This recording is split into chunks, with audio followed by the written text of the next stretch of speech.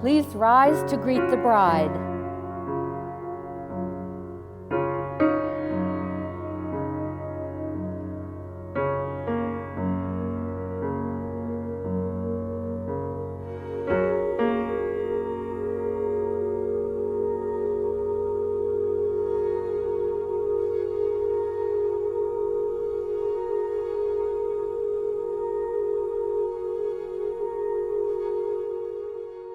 Again, good afternoon, and welcome to the wedding ceremony of Amy and Sam at the most magical place on earth. Today is their new favorite day. To borrow a quote from Winnie the Pooh, "Any day spent with you is my favorite day." So today is my new favorite day. Amy and Sam would like to take this moment to recognize you, their family and friends, who've traveled from near and far, mostly far, to spend this very special day with them. All of you are the threads of which are woven the tapestry of their lives, and each one of you is an important piece in the story it tells. It's the fabric that they wrap around themselves when the world seems cold, and with the fabric that they take great comfort in. And on days like today, when everything is right in that world, that tapestry is proudly spread out and displayed for everyone to see with all the glorious colors and textures that your diversity adds.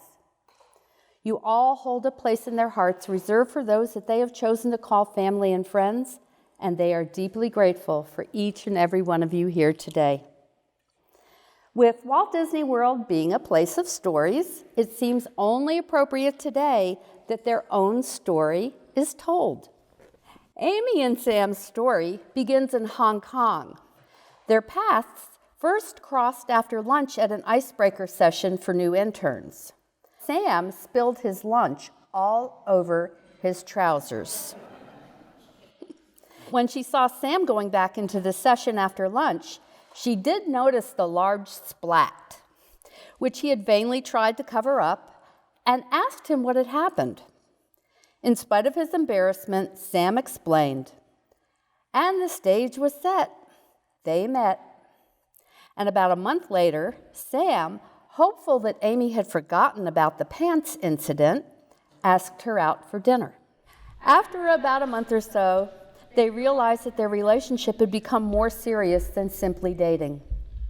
At the end of their internship year, to complete their studies, Amy returned to Hong Kong Polytechnic University, and Sam returned to the University of Kent in the UK. Between Skyping, messaging, and a visit by Amy to the UK over Christmas, they kept their relationship alive and thriving. Over the course of the next 2 years, they visited each other whenever possible, including a vacation together right here at Walt Disney World. But they missed one another terribly. So eventually, they decided they didn't want to be apart anymore. Sam came back to New York to go to graduate school, while Amy graduated and found a job in New York.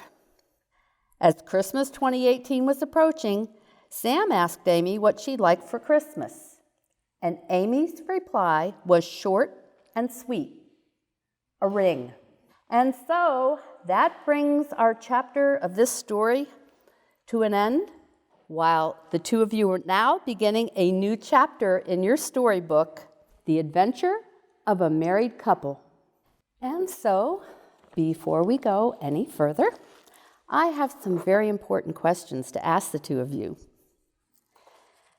Do you, Amy, take this man, Samuel, as your husband, to love him and to honor him, to nurture and support him, in times of joy and in times of difficulty? Do you promise to remain by his side regardless of what trouble befalls you? And do you promise to remain steadfast and true? Do you vow with all your heart and soul to honor these promises till death do you part? I do. Do you, Samuel, take this woman Amy as your wife, to love her and to honor her, to nurture and support her in times of joy and in times of difficulty? Do you promise to remain by her side regardless of what trouble befalls you? And do you promise to remain steadfast and true? Do you vow with all your heart and soul to honor these promises till death do you part? I do. Have you ever wondered why married couples wear their wedding rings on their fourth finger? The Chinese have given a very beautiful and very convincing theory as to why the wedding ring should go on the fourth finger. First, you place both of your hands together. Second, bend your middle fingers together.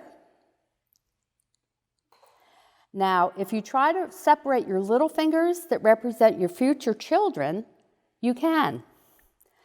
You can open your index fingers because your siblings, your brothers and sisters, are going to have their separate lives and perhaps their own families. You can also open your thumbs, which represent your parents. But now try to separate your ring fingers, which represent your marriage. You can't separate them, can you? No. That's because the two of you are never supposed to be separated again. You are husband and wife for the rest of your lives, through thick and through thin. Sam, I'm going to ask you to please take Amy's ring and place it on her finger. And Sam, if you would, please repeat after me. I, Sam. I, Sam. Take you, Amy. Take you, Amy. To be my wife. To be my wife. To have and to hold. To have and to hold. From this day forward.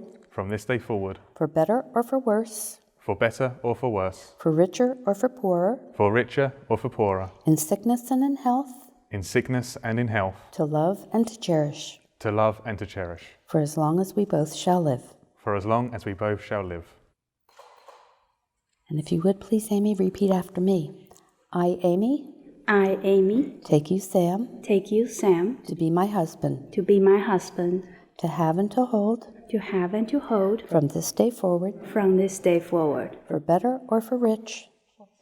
For better or for worse, I'm sorry. For better or for worse. For richer or for poorer. For richer or for poorer. In sickness and in health. In sickness and in health. To love and to cherish. To love and to cherish. For as long as we both shall live. For as long as we both shall live. In addition to their exchange of vows and rings, Amy and Sam have chosen to include a unity ceremony from the Chinese tradition. You'll see here that there are two halves from one gourd connected by a red string, which represents Amy and Sam's connection in their marriage.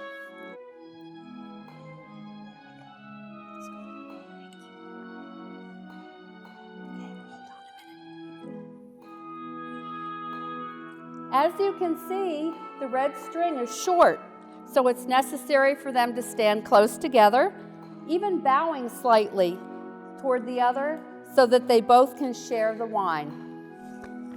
Whenever you look at this beautiful gourd in your home after the wedding, I hope you'll always remember the joy you're feeling in your hearts right now, and remember the significance of the gourd and your sharing in your lives. With those words in mind, and surrounded by the love of your family and friends gathered here, it is now my pleasure and honor to pronounce you husband and wife. Sam, you may kiss your bride.